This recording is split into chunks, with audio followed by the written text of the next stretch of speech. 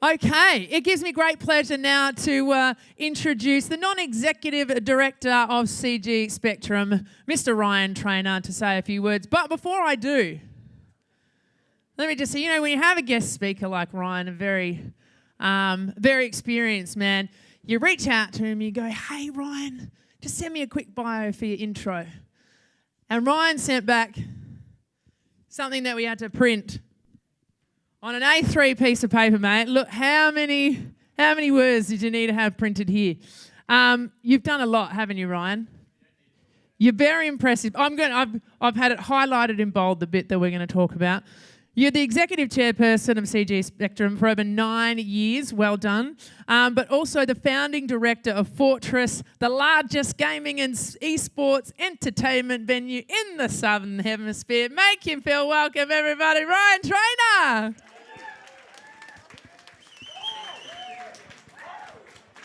It is very hard to back up from Bryony tonight. All the energy there as well. But thank you very much, and thanks for not reading all that out as well. I appreciate that. You know what? I thought I might start just with a little story. But firstly, amazing to see so many creative people in the room today, and this venue as well. It's unbelievable. And I know LCI, Adriano, amazing facility here, mate. Thank you very much for housing our studio here, the first of its kind. It's absolutely amazing and very inspiring to come to. It's definitely not like the school I went to when I was growing up back in the 17th century. But I just wanted to mention a little bit around, I remember about 10 years ago, actually, I got a little note through LinkedIn. And we all get those little annoying things from LinkedIn sometimes with these little messages and so on and so forth. And it was from Nick and Jeff. And Nick and Jeff said, "Look, can we catch up? We're in Australia." They were working on a feature film at that stage as well. How we recruited talent those days is that they would find Australian partners, and that's how we would recruit the talent. And now they're here, and then we can call them proud Aussies as well. And we sat there, and they were expressing to me and just saying, "Ryan, the challenge within the industry at the moment is that we are kind of leading in heads of various different departments in studios, and there is just a lack of people that are industry ready coming through to our studios. And that old adage that we used to learn around, forget what you learnt at school, will teach you from day one again and start all again. It just didn't make sense." So Nick and Jeff have been so passionate about it, and the whole concept has been around for industry, teaching new people to become part of the industry. And as we sit here today, that was 10 years ago. And so it's such a proud moment to actually see this manifest into what it is today. And the guys, you need a lot of credit for this. We now educate students in nearly 90 countries around the world. We've got Academy Award winners that are teaching students that are now actually getting jobs. We've got such a high employment rate. Nearly 87% of our students that are going in and working for studios, and that is so important because that's what education is all about. It's about being able to be industry ready and be able to get into these industries. So Nick and Jeff, I just want to kind of recognise you guys. It's been an amazing journey to get to this point. You guys are the pioneers of this, and this is what pure education should be. So a round of applause for Nick and Jeff as well. So today, the CG studio, it kind of marks the first kind of space here in Victoria for us as well. And I guess it's not just for it's to actually go side by side now with industry. And what an amazing opportunity for the students here. I feel so excited for the students here because you are actually the future of the industry.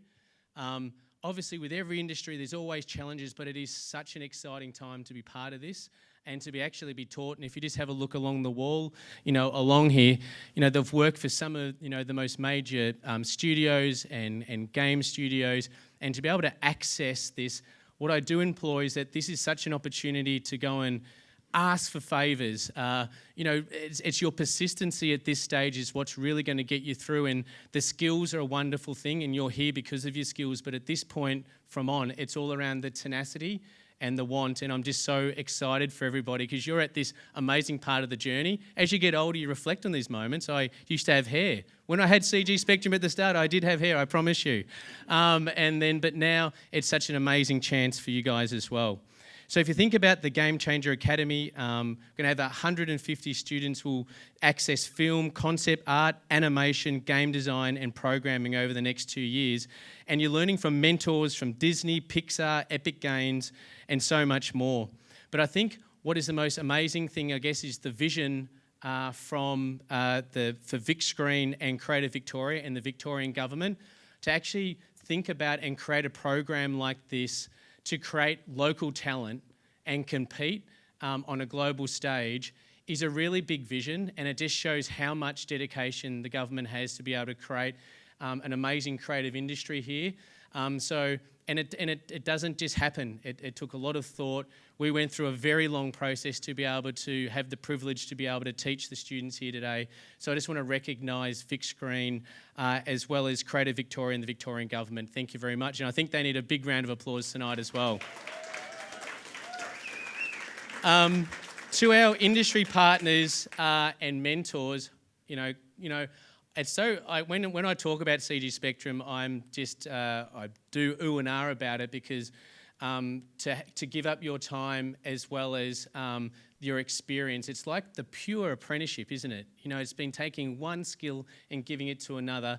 We thank you very much because it is such an amazing, commitment from you as well. To the CG team, the faculty that are here as well, it's like it couldn't be a better team. I know there's been a lot of hardships to even get to this point and a lot of work behind the scenes as well. So I just want to say thank you very much. I know the hours that have gone in place. Look at today as well. I mean, it's just absolutely phenomenal. So thank you very much to the CG team. It's amazing. And like I said to the students, obviously everything's here for you guys, right? To be able to excel and do your very best. So take this opportunity, speak to the mentors and dig deep, and hopefully you'll be able to have a successful, and next time when we've got, which we'll show soon, the mentor reels up here, hopefully you'll be a mentor at CG Spectrum and teaching as well. As I come to a little bit of a close, today's probably not just about tonight, but also about the future. A few little exciting developments at CG, and then I'll pass it back, Bryony, is that we're just about to, in the midst now of a global expansion as well. Through the Victoria government, funny enough, again, we're about to launch with a major partnership of all places in Saudi Arabia, which also is with a first all-female campus. So it will be an amazing option. I was just there and visited, and it's super exciting. And of all the educators in the world, we were the ones that were sought. So that's an amazing feat. We're about to launch through the US in nearly 49 states as well, which is an amazing opportunity, and also in the UK. But what it also means is for the Victorian talent here is that you're going kind of shoulder to shoulder with the best talent in the world now as well. So you should be super proud of that, and that will give you an amazing leg up as you try and work for some of these amazing studios. Last but not least, Nick, who our CEO often says to me, CG Spectrum isn't just about an education, it's about changing lives. And I think like the launch of Game Changer Academy is exactly what we're doing here today. To our guests, partners and supporters, thank you for being part of the journey. And just the last little thank yous in all of it is that, again, thanks to the state government, because I feel like this is something which is really fantastic. Adriano, thank you very much. Amazing, and thank you for all your support with this. And I think as I wrap up, we'll be looking at the mentor reel, and I guess this is hopefully the future, and hopefully we see you up there again as well. So thanks for coming tonight, giving up your night, and have a fantastic evening. Thank you.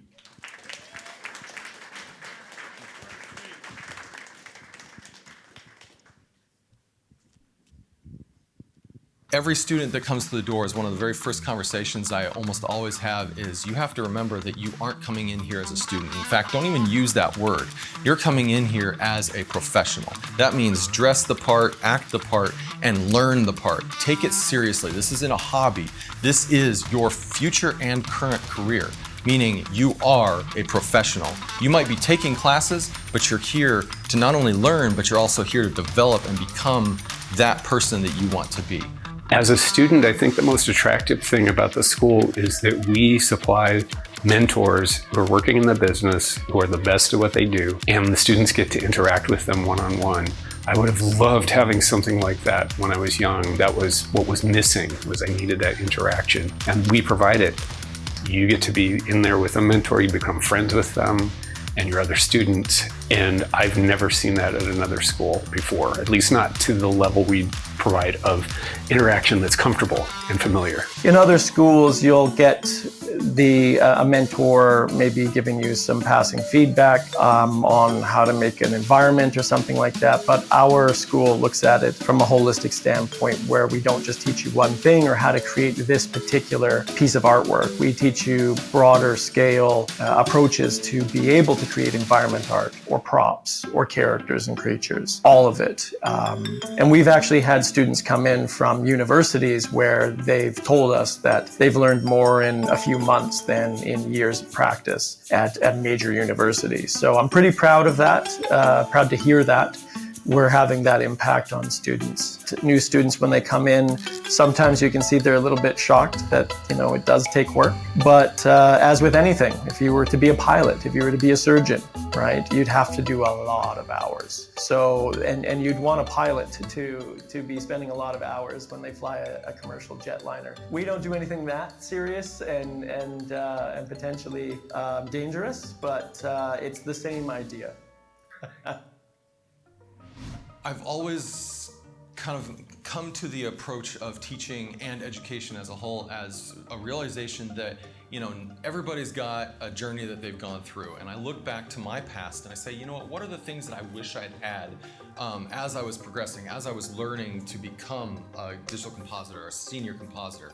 If I had one piece of advice that I would give to an aspiring artist, when you start, while you're not necessarily sure of what it is you might want to become, do be certain that you put your all into it. Every experience will give you more reassurance that the choices you made at the beginning are exactly where you should have been to get you where you're going in your future.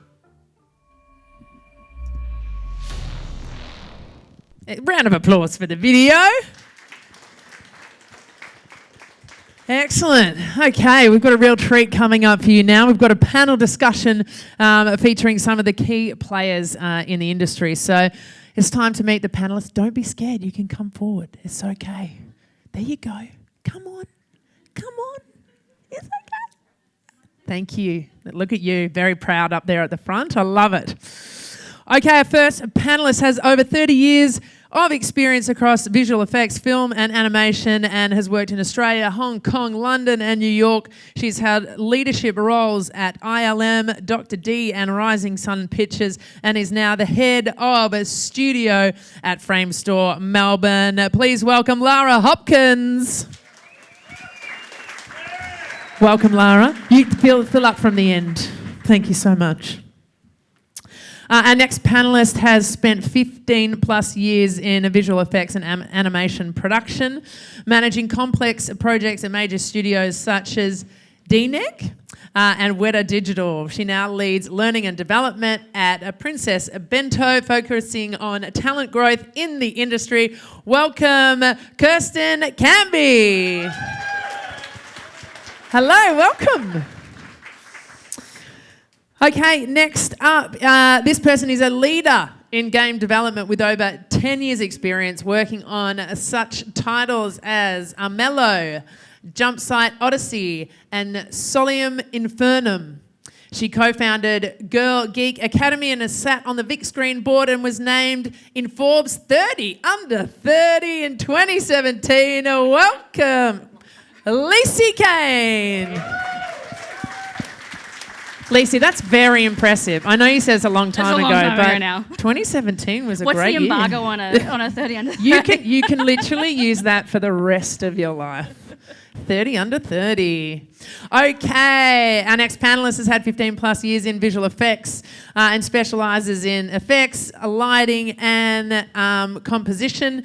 His work has earned multiple Oscar and VES nominations and was awarded an actor for visual effects for Spider-Man Far From Home. Welcome, Brendan Seals. Welcome, Brendan. Okay, hello. How are you all feeling? Loving being on a panel? Is this your first panel, Brendan? Best ever. Best ever. Excellent. Okay, Lara, we're gonna start with you. You're gonna kick us off. What are some of the areas where you think recent graduates need additional support when they start their careers? Can I just make a comment before we start? Can I just point out the gender balance at this panel? I know. Which is actually highly unusual in this industry, and it's actually it's a real pleasure. Brendan, welcome to Visual Effects. Welcome to the Girl and Gender Diverse Club, my friend. Sorry, I just had to point that out. And because usually I'm sitting around a bunch of dudes, so it's kind of nice to be on a stage with some more diversity. All right, so graduates, we love them. Framestore loves them. They're very important to our industry, and it's really important for all of us to invest in people when they come out of school. High school, I also am quite fond of high school students as well. One of the things I think about working in visual effects that can be a bit of a shock is that at our heart, we are all filmmakers and we'd all like to be a director, but actually when you work in visual effects and animation, you are not the director. So one of the things that sort of comes up pretty quickly is that you have to come up with a creative vision, but it's not your vision. So you have to actually be able to listen to somebody else's vision and make that your own. Another thing is what people love to talk about is soft skills, and actually I think that is an awful way to talk about something that's actually quite hard. So I would call them personal and professional skills. That is working in a team, receiving feedback, being organised, having the confidence to speak up in a review, but not take up too much time. There's all sorts of sort of day-to-day things about working in visual effects and animation that is quite hard to learn, takes some time. So I think that will be something that will be really good to see the CD Spectrum bring to their students. Excellent, well said. Lacey, over to you. How do you think industry and education can work together to sort of close those gaps and better prepare students for the workforce? I think especially very similar to non-game dev related. Game dev is an interesting one too because it is such a new industry. Understanding the changes that are happening, like the changes are happening quite rapidly, and by the time you start a degree or a diploma, by the time you finish it, the industry that you're entering could be very different. So understanding the context of where the students are, I think is really important, but also understanding the context in which Australia exists or wherever those students exist. Because at the moment, Australia, just as much as the rest of the world, is struggling because of games funding, but understanding that context to better prepare students for the expectation versus reality when they finish. And I think also very similar to what you were saying around the creative side of thing as well. I think games especially get very kind of cornered into being like you can only look at games as reference points for your creative practice, and actually almost using games as just 1/3 of the bigger picture, and actually looking at film and looking at other creative sectors. I think games can get very we must only play games and this is the only thing we must learn from. Like that T-shaped approach to creativity is important. Very well said. Well done. 30 under 30. Over to you, Kirsten. How important is it, do you think, that the industry actually takes a lead role in this, in supporting the development of future talent? Oh, super important. I think it's incredibly key, especially for keeping talent in Australia, even though I'm Kiwi, but I'm talking about Australia. For me, I think keeping the talent here is one thing, but also giving the students the opportunity to actually learn on the job here is you don't get that anywhere. I don't know, it's such a different experience learning on the job, isn't it? Yeah, and just like what Lara said, actually teaching them real life skills and what it's like to get a note and what it's actually like to work in a studio is just so important. And I think studios have the opportunity to actually figure out where the gaps are and also use that to their advantage and teach these students and juniors that are coming through what they can offer to a studio and have that opportunity to learn on the job and then take that away to the bigger studios, hopefully not. But also, we have the opportunity to keep the creativity here, which is just super important. Yeah. Excellent. Yeah. Brendan, over to you. As a mentor, like, what is your experience shaping the next generation of talent, and what do you think the industry gains from the mentorship? Lisa, you're going to have to let that go, babe. Yep. Yep. Already it's week 3. It's been such an enriching experience for me personally, and I love that we're at the forefront as industry mentors to even just change pace and dynamically alter what we want to deliver in the content based on what we're experiencing professionally, you know? So I could be coming out of a review and have worked with a junior compositor, for example, and notice something and then take that experience directly into that next interaction with the student. And I love that I can dynamically weave that into the experience so that it feels like it's responding to the current climate. It's responding to things that I'm going through professionally as well. But I also really love that I get that dose of humility that I'm wrong. I might be at a certain point in my career, but juniors are coming through with new ideas that prove me wrong. And I love that I can even take that experience back to my work with the artists that I'm working with. So I love that it's got a two-way street in that regard. The future's in safe hands is what you're saying. Well, I think so here with what we got set up here, absolutely. Excellent. What a great segue that is, because I want to go out to one of our students, Bronte. Where are you? Hello, Bronte. How are you? You can step up on the stage. Get up here, because, this is Bronte, everyone. Now, Bronte, I do have a couple of questions for you, but instead of reading out, a little bit about you, I want you to tell us a little bit about yourself, because you went to Victorian College of the Arts, but then you sort of made your way here to Game Changer. Yeah, so I graduated last year, so I'm pretty fresh. And basically, the way I heard about Game Changer is my supervisor was like, everybody apply to this, and just threw it at us. And I was like, okay. So, definitely just, went straight into it. I was like, oh, this looks really, really good. And luckily I got in, and so that's how I found here, which is amazing.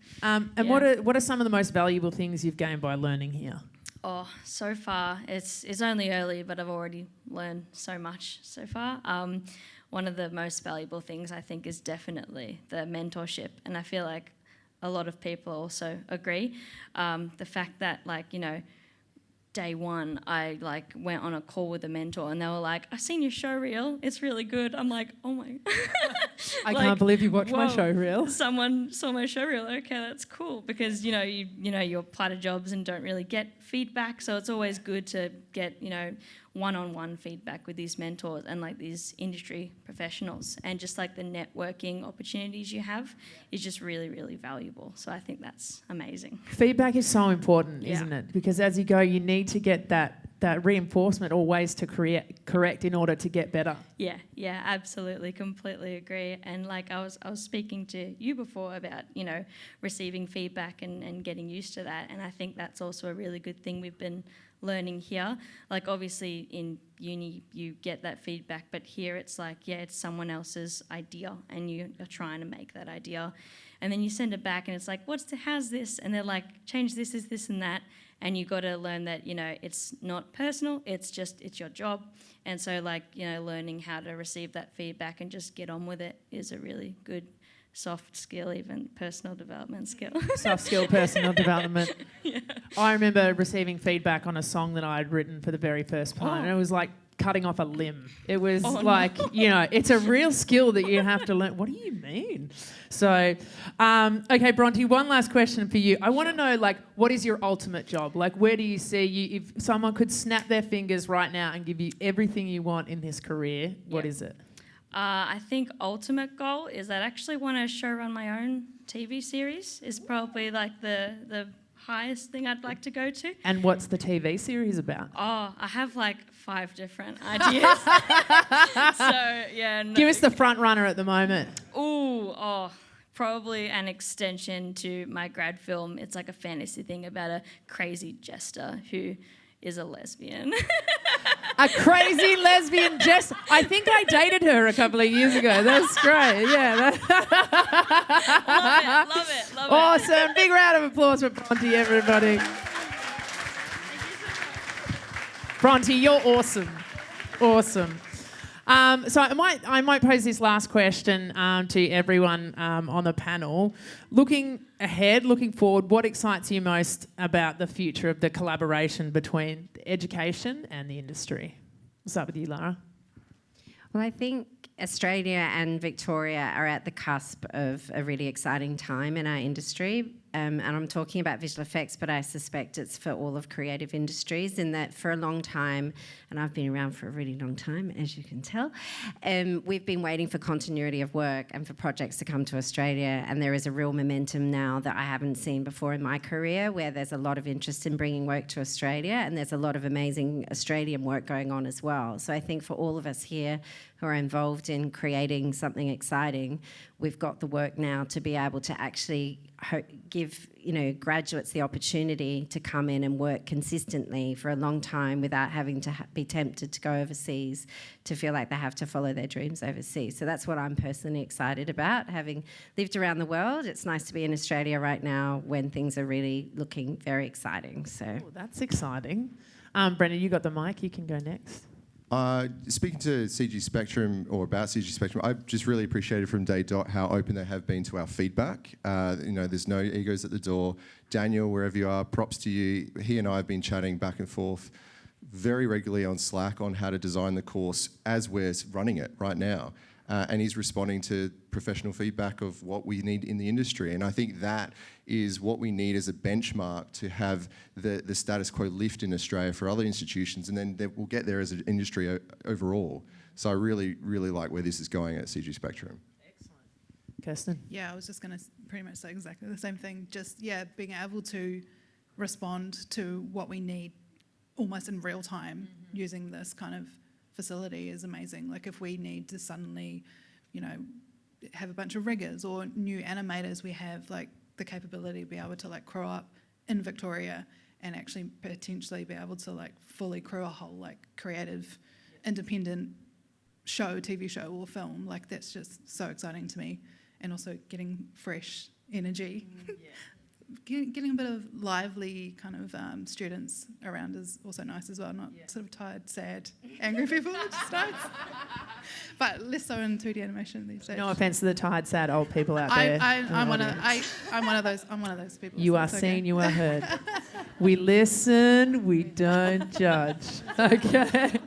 Lacey. Well, yeah, even hearing, I was Bronte, right? Like hearing those ideas as well, I think games is an interesting one because we are in a position in Australia to make our own IP in Australia. Hearing really creative ideas like that is super exciting.